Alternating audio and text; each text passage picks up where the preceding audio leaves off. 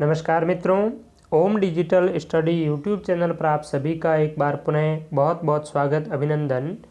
Rajasthan police constable का आज paper जो फर्स्ट शिफ्ट में हुआ था और उस पेपर में जो बेसिक कंप्यूटर नॉलेज से जुड़े प्रश्न पूछे गए हैं, उन प्रश्नों का एक सही और सटीक आंसर कुंजी के साथ में इस वीडियो में हम डिस्कस करेंगे।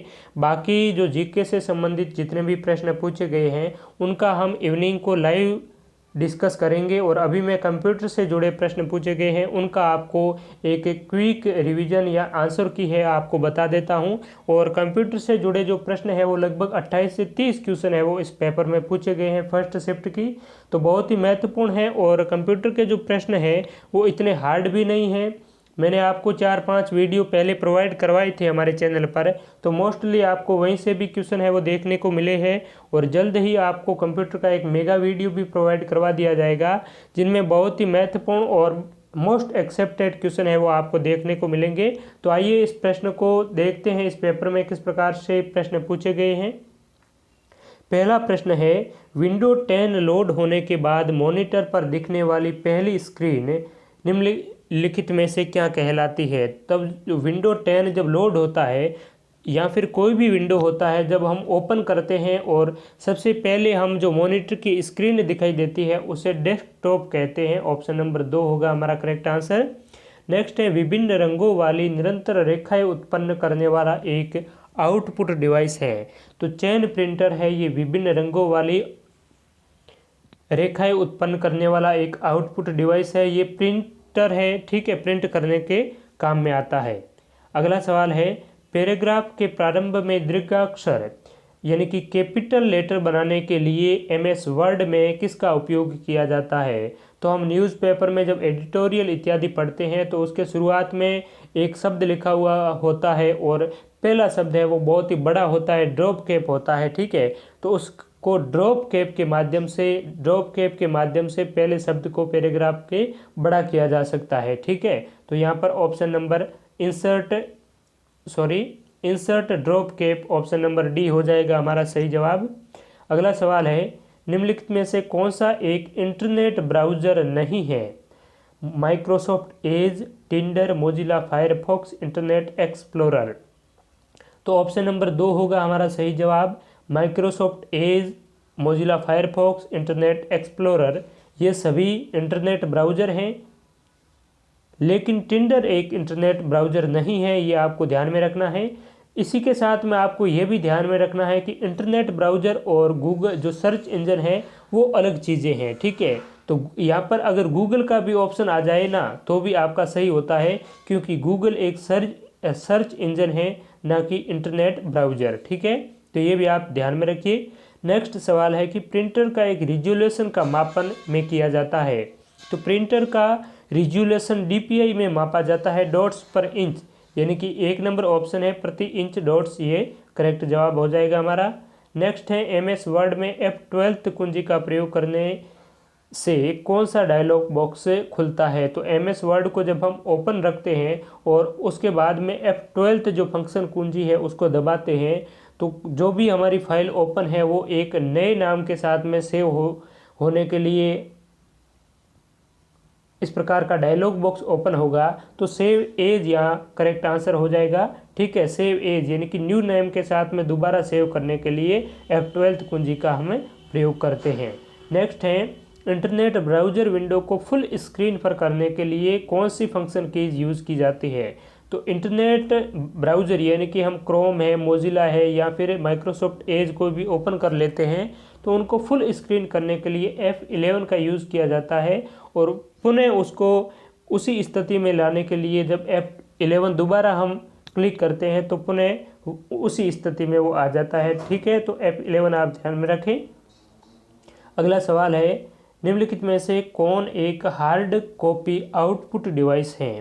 तो ये सभी आउटपुट डिवाइस है, लेकिन यहाँ पर हार्ड कॉपी आउटपुट डिवाइस है वो एक लेज़र प्रिंटर है, ठीक है। बाकी मॉनिटर ये भी आउटपुट डिवाइस है, जो भी कंप्यूटर में सूचनाएं होती है वो हमें प्रदर्शित करता है, लेकिन एक हार्ड कॉपी हमें नहीं दे पाता है। विजुअल डिस्प्ले टर्मिनल और प्रोजेक्टर है, ये भी आउटपुट डिवाइस में ही आता है, लेकिन हार्ड कॉपी है वो प्रिंटर से मिलती है, लेज़र प्रिंटर। नेक्स्ट सवाल है, हाँ ये तो हो गया। अगला है गूगल क्रोम में गुप्त रूप से ब्राउज करने के लिए किसका उपयोग किया जाता है। तो गूगल क्रोम में गुप्त रूप से ब्राउज करने के लिए कुछ सर्च करना चाहते हैं हम प्राइवेटली, तो उसे न्यू इनकोग्निटो विंडो में ओपन करेंगे। जब हम मोबाइल में या डेस्कटॉप पर जो 3 डॉट दिखाई दे रहे हैं टॉप राइट साइड में, तो उस 3 डॉट पर क्लिक करते हैं तो न्यू टैब के नीचे एक न्यू इनकोग्निटो विंडो आता है। तो उस पर जब हम क्लिक करते हैं तभी ये एक प्राइवेटली वेब ब्राउज़र का उपयोग करने के लिए हमें यहाँ पर ओपन हो जाता है। तो ऑप्शन नंबर 3 है करेक्ट आंसर। तो ये इस प्रकार से क्वेश्चन पूछे गए हैं जो जनरली हम डेली लाइफ में यूज़ करते हैं, और कंप्यूटर से जुड़े सभी जो प्रश्न हैं वो लगभग बहुत ही ईजी है। नेक्स्ट सवाल है, एक इम्पैक्ट प्रिंटर है। तो प्रिंटर मुख्यतः 2 प्रकार के होते हैं, इम्पैक्ट और नॉन इम्पैक्ट, जिसमें कि डॉट मैट्रिक जो प्रिंटर है वो एक इम्पैक्ट प्रिंटर है, बाकी थर्मल, इंकजेट, लेज़र ये सभी नॉन इम्पैक्ट प्रिंटर के एग्जाम्पल है। नेक्स्ट सवाल है, क्रोम इंटरनेट ब्राउज़र का उपयोग करते समय त्वरित पहुंच के लिए वेब पेज पते को सहेजने की एक विधि है। तो यहाँ पर बुकमार्क हो जाएगा करेक्ट आंसर। जैसे हम किसी भी बुक को पढ़ते हैं और बुक पढ़ते पढ़ते हम बीच में कहीं भी दूसरा काम करने लग जाते हैं और उसको छोड़ना चाहते हैं, तो उसके बीच में भी हम कुछ पेन वगैरह रख देते हैं ताकि हमें याद रहे कि कहाँ तक हमने पढ़ी है। तो वही इसी में होता है। इंटरनेट ब्राउज़र में कोई भी चीज़ को बुक मार्क कर देते हैं तो उसको बाद में हम ईजिली एक्सेस कर पाते हैं दोबारा। ठीक है, तो बुक मार्क्स करेक्ट आंसर है हमारा। नेक्स्ट है, पिक्चर की वह संख्या जिसे डिस्प्ले स्क्रीन समायोजित कर सकती हैं उसे कहते हैं रिजोल्यूशन। ठीक है, ऑप्शन नंबर 2 हो जाएगा करेक्ट आंसर। नेक्स्ट है, बाइट्स में 2 MB केस मेमोरी किसके समतुल्य है। तो यहाँ पर 1 MB का मतलब कितना होता है, 1024 KB। ठीक है, और यहाँ पर 2 MB पूछा है तो 2 MB कितना होगा, 1024 × 2 KB। लेकिन यहाँ पर KB का ऑप्शन कहीं नहीं है। ऑप्शन नंबर 1 अगर बात करें तो इसमें 2 × 1024 × 1024 बाइट्स, ये बिल्कुल हमारा करेक्ट आंसर होगा, क्योंकि 2 MB में 1024 KB होती है। ठीक है, और यहाँ पर 2 × 1024 × 1024 जो बाइट्स है वो करेक्ट आंसर है, वो हो जाएगा हमारा। ठीक है, तो 1 KB में 1024 बाइट्स होते हैं, तो उसको 2 से मल्टीप्लाई करके एक बार और 1024 KB से गुणा करेंगे तब 2 MB आ जाएगी। ऑप्शन नंबर 2 की बात करें, 3 और 4 तो वैसे ही कट जाता है क्योंकि यहाँ पर 1022 बाइट्स है। ठीक है, 2 की आपको कन्फ्यूज हो सकता है, लेकिन 2 में अगर बात करें तो यहाँ पर क्या लिखा हुआ है, 2 × 1024 बाइट। तो 2 × 1024 बाइट से तो केवल 2 किलोबाइट बनेगा, 2 KB बनेगा, इसलिए 1 नंबर ऑप्शन हमारा करेक्ट आंसर होगा इसका। नेक्स्ट सवाल है, निम्नलिखित में से कौन फंक्शन या फिर ऑपरेटिंग सिस्टम का मुख्य कार्य नहीं है। तो ऑपरेटिंग सिस्टम पूरे कंप्यूटर को, पूरे सिस्टम को ऑपरेट करने का कार्य करता है, और वो किस प्रकार से ऑपरेट करता है, तो मेमोरी का मैनेजमेंट रखता है, स्टोरेज जो डिवाइस है उसका भी मैनेजमेंट रखता है, स्टोरेज मेमोरी को ही कहेंगे, डिवाइस का मैनेजमेंट, नेटवर्क का मैनेजमेंट, लेकिन मालवेयर से सुरक्षा रखने का कार्य है ऑपरेटिंग सिस्टम का नहीं होता है। ऑप्शन नंबर डी हो जाएगा हमारा करेक्ट आंसर।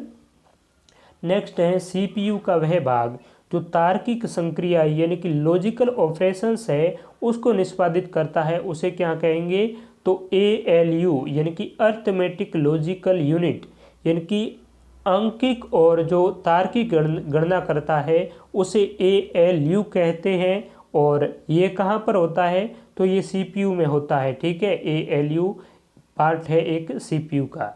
नेक्स्ट है, कौन सा एक ऑपरेटिंग सिस्टम नहीं है, BIOS, Mac operating system, Unix OS या माइक्रोसॉफ्ट वर्ड विंडोज़। तो यहाँ पर BIOS है, ये ऑपरेटिंग सिस्टम का एक एग्जाम्पल नहीं है, बाकी मैक है, यूनिक्स है, लिनक्स है, एंड्रॉयड है, ये सभी ऑपरेटिंग सिस्टम के एग्जाम्पल है। नेक्स्ट है, मेमोरी को उसकी संग्रहण यानी कि स्टोरेज क्षमता के बढ़ते क्रम में व्यवस्थित करें। यानी कि यहाँ पर हमें ये पता चलेगा कि मेमोरी की सबसे जो निम्नतम इकाई है, निम्नतम स्टोरेज क्षमता है वो किसकी होती है। बढ़ते क्रम में हमें देखना है तो सबसे ज़्यादा किसकी है और सबसे कम किसकी है, ये हमें पता करना है। तो यहाँ पर 1 नंबर में हो जाएगा हार्ड डिस्क, 2 नंबर पे रैम, 3 में केस और 4 में रजिस्टर। ऑप्शन नंबर सी होगा करेक्ट आंसर। हार्ड डिस्क में सबसे ज़्यादा जो मेमोरी है वो स्टोरेज की जा सकती है, ठीक है। मेमोरी में सबसे ज़्यादा स्टोरेज की जो क्षमता होती है वो हार्ड डिस्क में, उसके बाद में रैंडम एक्सेस मेमोरी रैम में, उसके बाद में कैश में, उसके बाद में रजिस्टर में। और कंप्यूटर की जो सबसे तेज़ मेमोरी होती है वो रजिस्टर होती है, आपको ध्यान में रखना है। ये रजिस्टर भी कहाँ पर होती है, सीपीयू पर लगी होती है, ठीक है। और सीपीयू या माइक्रो प्रोसेसर भी कह सकते हैं। इसके अलावा ये जो कैश मेमोरी है ये सीपीयू और रैम के बीच में लगी हुई होती है, जो कि रैम की जो स्पीड है वो बहुत तेज़ होती है, सीपीयू की स्पीड बहुत तेज़ होती है और रैम की स्पीड बहुत धीमी होती है। तो उन दोनों को बीच में उसका कॉम्बिनेशन करने के लिए, उनको समन्वय स्थापित करने के लिए इस कैश मेमोरी का यूज किया जाता है, ठीक है। नेक्स्ट सवाल है, एक सामान्य डेस्कटॉप कंप्यूटर में निम्नलिखित में से कौन सा मेमोरी आकार सबसे बड़ा होगा, कैश, हार्ड डिस्क, रैम या रजिस्टर्ड। तो यहाँ पर सबसे बड़ा जो आकार है वो हो जाएगा हमारा हार्ड डिस्क का, ठीक है। एक ही प्रकार का सवाल है दोनों ही। यहाँ पर ऊपर ये पूछा गया है कि मेमोरी को उसकी संग्रहण क्षमता के बढ़ते क्रम में व्यवस्थित करें। यहाँ पर ये जो सवाल है बढ़ते क्रम में पूछा गया है, यानी कि यहाँ पर सबसे पहले तो छोटा क्रम लेना है और उसके बाद में बड़ा क्रम लेना है, ठीक है। तो यहाँ पर ये जो मैंने आपको बताया hard disk, RAM, cache memory, ये नहीं होगा, इसका विपरीत है। ये 2 नंबर ऑप्शन रजिस्टर, उसके बाद में कैश, उसके बाद में रैम और हार्ड डिस्क, ठीक है। बढ़ते क्रम में, बढ़ते क्रम का मतलब ये हुआ कि कम से ज़्यादा की ओर, ठीक है, असेंडिंग ऑर्डर। नेक्स्ट है, एक सामान्य डेस्कटॉप कंप्यूटर में कौन सा मेमोरी आकार सबसे बड़ा होगा। तो सामान्य कंप्यूटर में मेमोरी का आकार सबसे बड़ा हार्ड डिस्क का, सबसे छोटा पूछे तो आप बताएंगे रजिस्टर, रजिस्टर ऑप्शन में ना हो तो आप बताएंगे कैश मेमोरी, कैश भी ना हो तो आप बताएंगे रैम, ठीक है। तो ये आप अच्छी तरीके से इनको याद कर लीजिए। सबसे छोटे रजिस्टर, उसके बाद में कैश, उसके बाद में रैम और उसके बाद में हार्ड डिस्क। और मित्रों, ये जो कंप्यूटर बेसिक कंप्यूटर नॉलेज से जुड़े प्रश्न है, तो ये विभिन्न प्रतियोगी परीक्षाओं में इनसे जुड़े प्रश्न पूछे गए हैं। उनका एक वीडियो हमने पहले भी 4-5 वीडियो है अपलोड कर रखे हैं, आज से लगभग 10 महीने पहले। तो उन वीडियोज़ को आप अवश्य देखा करें, देख कर जाए। और इनमें जो मोस्टली क्वेश्चन पूछे हैं वो सभी हमने उस वीडियो में आपको डिटेल से बताने का प्रयास किया है। कौन सा ऑपरेटिंग सिस्टम है और इसके अलावा जो आउटपुट डिवाइस कौन से हैं, इनपुट कौन से हैं, प्रिंटर के कितने क्या प्रकार होते हैं, मेमोरी कौन सी वोलेटाइल है, कौन सी नॉन वोलेटाइल है, ये सभी चीज़ें हैं वो इस वीडियो में आपको मिल जाएगी। तो ये लगभग 4 पार्ट्स में होगा, तो आप ज़रूर देख कर जाइए, काफ़ी आपके लिए बेनिफिशियल रहेगा। और जल्द ही मैं आपके लिए कंप्यूटर का एक और मैराथन वीडियो है, वो पुलिस के इन्हीं पेपरों पर आधारित, ये जो वर्तमान ट्रेंड्स है इन पर आधारित एक वीडियो मैं जल्द ही आपके लिए अपलोड कर दूंगा। नेक्स्ट है विंडो 95 किस प्रकार के ऑपरेटिंग सिस्टम का एक एग्जाम्पल है। तो विंडो 95 है, ये सिंगल यूज़र ऑपरेटिंग सिस्टम है, ठीक है, यानी कि एक ही समय एक ही व्यक्ति इस पर काम कर सकता है। तो single user operating system. Next है, एक बहुविकल्पीय प्रश्न पत्र की चिन्हित उत्तर पुस्तिका को स्कैन करने के लिए प्रयुक्त इनपुट डिवाइस को कहा जाता है। तो ऑब्जेक्टिव टाइप के जो प्रश्न है और उनको जब हम OMR शीट कहते हैं कि गोले भर कर आए, तो वो OMR शीट है, उसको स्कैन किससे किया जाता है, तो उसको स्कैन किया जाता है OMR से, ठीक है। OMR का मतलब होता है ऑप्टिकल मार्क रीडर। इसके माध्यम से OMR को जो भी आपने गोले भरे हैं उसको स्कैन करके ये काउंट किया जाता है कि कितने प्रश्न हैं वो सही किए, कितने गलत किए, ठीक है। बाकी MICR बैंक में चेक हम देखते हैं तो उसके नीचे लिखा होता है MICR नंबर, ठीक है। तो वो MICR बैंकों में ज़्यादातर चेक पर यूज होता है। इसके अलावा जो कार्ड रीडर और OCR है, यानी कि OCR का मतलब यूज़ कहाँ पर होता है, तो कोई भी जो टेक्स्ट है जैसे स्क्रीनशॉट हमने ले रखी है और उसके बाद में हम OCR के माध्यम से उसको स्कैन करेंगे तो वो चीज़ें हैं वो टेक्स्ट में कन्वर्ट हो जाएगा। ठीक है, नेक्स्ट जो सवाल है वो हमारा ये है कि कौन सा एक आउटपुट डिवाइस है, OCR, प्रोजेक्टर, माउस या वेब कैमरा।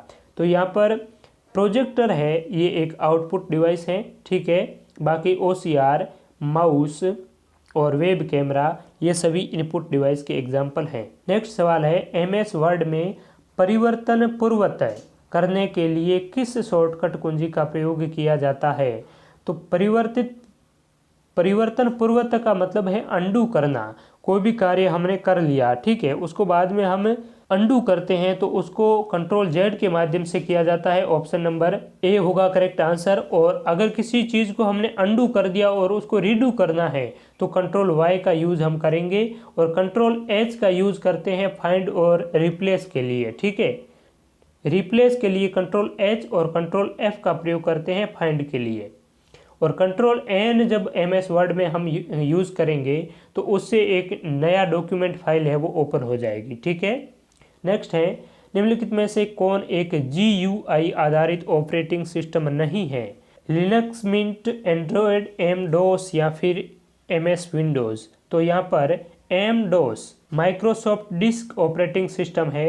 ये जो GUI यानी कि ग्राफिकल यूज़र इंटरफेस पर आधारित नहीं है, ये CUI पर आधारित है। ठीक है, बाकी एंड्रॉयड है, मैक ऑपरेटिंग सिस्टम है, MS विंडो है, लिनक्स है, ये सभी GUI बेस्ड ऑपरेटिंग सिस्टम है। नेक्स्ट सवाल है एक इनपुट डिवाइस है जिनका उपयोग कंप्यूटर में किसी व्यक्ति की आवाज़ को सहेजने के लिए किया जाता है। तो अब जो मैं आपको ये वीडियो आप तक पहुंचा रहा हूं तो इस रिकॉर्डिंग करने के लिए किसका यूज़ करते हैं, तो माइक का यूज़ करते हैं जिसे माइक्रोफोन कहते हैं। तो रिकॉर्डिंग करने के लिए, आवाज़ को सहेजने के लिए माइक्रोफोन का यूज़ किया जाता है, जबकि आवाज़ को आउटपुट के रूप में प्राप्त करने के लिए यानी कि आवाज़ को सुनने के लिए है वो इस स्पीकर का यूज़ किया जाता है, लेकिन रिकॉर्ड करने के लिए माइक्रोफोन का। स्कैनर का यूज़, ये भी एक इनपुट डिवाइस है। ठीक है, और कोई भी हार्ड कॉपी को सॉफ्ट कॉपी के रूप में अगर हम करना चाहते हैं परिवर्तित तो स्कैनर का यूज़ किया जाता है। और जॉयस्टिक गेम खेलने का एक इनपुट डिवाइस है। नेक्स्ट GUI का पूर्ण रूप है, तो ग्राफिकल यूज़र इंटरफेस, अभी मैंने आपको बताया, ऑप्शन नंबर बी होगा करेक्ट आंसर। ये GUI का पूर्ण रूप है। ठीक है, ग्राफिकल यूज़र इंटरफेस। नेक्स्ट है कौन एक पॉइंटिंग इनपुट डिवाइस नहीं है। Track ball, joystick, digitising tablet या स्कैनर। तो स्कैनर है, ये एक पॉइंटिंग इनपुट डिवाइस नहीं है। इनपुट डिवाइस जरूर है लेकिन पॉइंटिंग इनपुट डिवाइस नहीं है।